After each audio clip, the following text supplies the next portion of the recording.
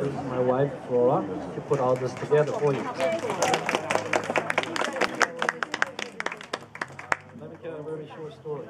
Back in 1973, I came to the United States, went to school at UC Davis. And I took a requirement course called Political Science 1. Then went to visit Sacramento, the state capital. It was back in December, around December 1973. Once I was really surprised when I visited there, there's not even one Asian or Chinese American representative there at all. So I made a wish myself to one day I'm going to help as much as I can to help Asian or Chinese American politicians to be in the office. I'm so glad today we'll have the first Asian mayor in Europe. Ladies and gentlemen, I give you Suki Kim. Thank you, Joe and Flora. When I talked to Joe in preparing for our good friend John, hey, can you open your house? And the first thing he said, let me ask my wife. If she says okay, we'll do it. And Flora was eager and willing to open. So thank you so much for opening your beautiful mansion. Give her a big round of applause. Before I say a few words, I have someone that I'd like to especially recognize. She is an Asian inspiration. She has done what she could do in empowering Asian American community. That is Lily Chen, the first Asian mayor in the country. Thank you so much. When I first met Lily about 15 years ago, she was my inspiration, and all my political, activities. I learned a great deal from her. And then the next person I met, this is a true story. I was running a Korean American Democratic Committee, and we had many events with the in the Asian American community. And I met Lily, and I met another person, very young, very smart looking. Now he has a little more gray hair, but still look young. That was John Chiang. 12 years ago, he first got elected as a member of the Board of Equalization, and he served for 8 years, and now as a chief fiscal officer of the state of California, he has done a wonderful job. But when it comes to politics, I think about a few things. As a politician or a statesman, you have your prerequisite qualification that someone must have. Number one is the intelligence. 2 is the integrity. 3 is humility. And 4, love for people. Because politics is about people. If you don't care about people, if you don't serve for the people of California or your city, you cannot be a qualified politician. And for that, I can proudly tell you, John, our dearest friend John, he has all 4.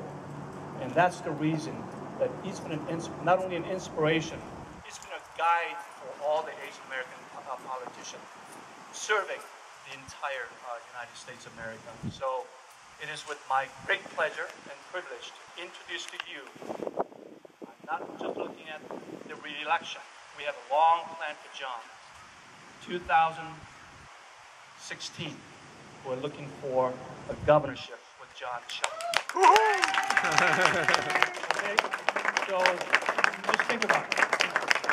As much as I have my way of getting up there, as mayor, I'm also running for re-election in November 2nd. And I'm sure I'll do my best to get re-elected, but also at the same time, I am an everlasting team to make sure John Chiang goes to Sacramento as our governor of California. So with that, John.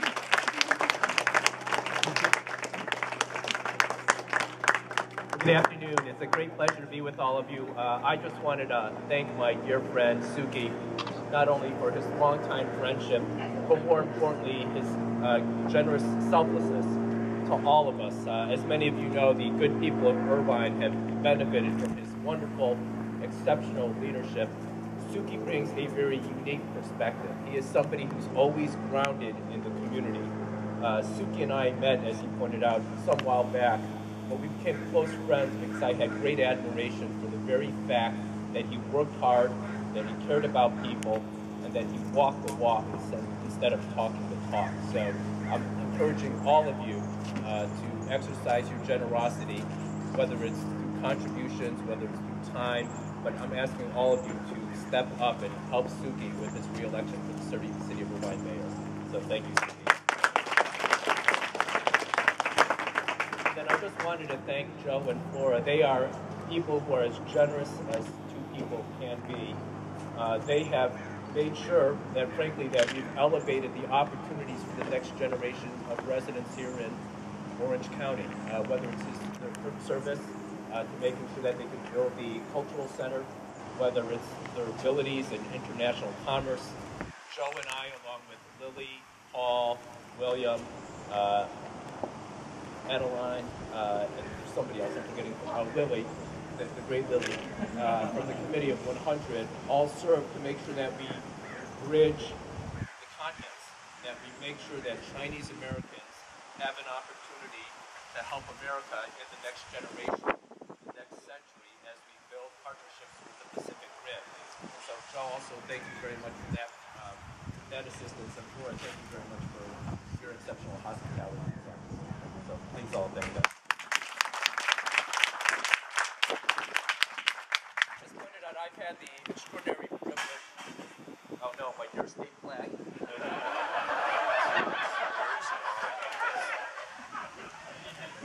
Actually, since some of you saw that might be representative of what I've tried to do over the last 2 years. Many of you know that I serve as the state's chief fiscal officer. And California has experienced extraordinary fiscal struggle over the last 3.5 years. Some of you may not know, but it's something that I've tried to elevate with the governor and the legislature, that our state, California, has not been operating in the black since July 12, 2007.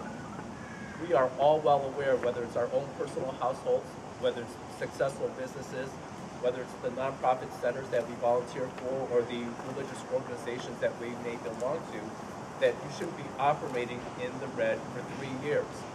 Now, I established a reputation over the last couple of years, and it's very interesting because when we do these personality tests, I score really well at building harmonious relationships. But I built a reputation on challenging the governor and legislature on the state's fiscal picture. Because at the very core, fiscal policy is social policy. And California, standing on its own as an entity, is the world's 8th largest economy. But if we don't change the path of our future, we're going to take a massive backslide. If you look at the 3 things that are critical to an economy: education, financial infrastructure, we need further investment. But when you have a very difficult fiscal situation, as we have had, and we have had it because 1.4 million people have lost their jobs in the last 3 years in California, our revenues have deteriorated.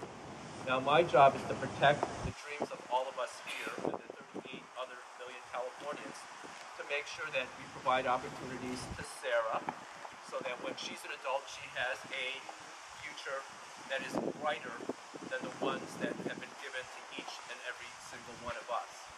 And so my actions last year, even though very difficult to first delay tax refunds, secondly to issue IOUs, was to make sure that we did not have a fiscal collapse of California. The state can't file for bankruptcy, but we can file for insolvency, as Greg well knows. Right? I wanted to make sure that the school kids of California were not out on the streets. I wanted to make sure that the prisoners of California were not on the streets, and that the seniors who depend on the state for health care were also not on the streets. We've been able to get through those very, very difficult times, but we're not out of the woods yet.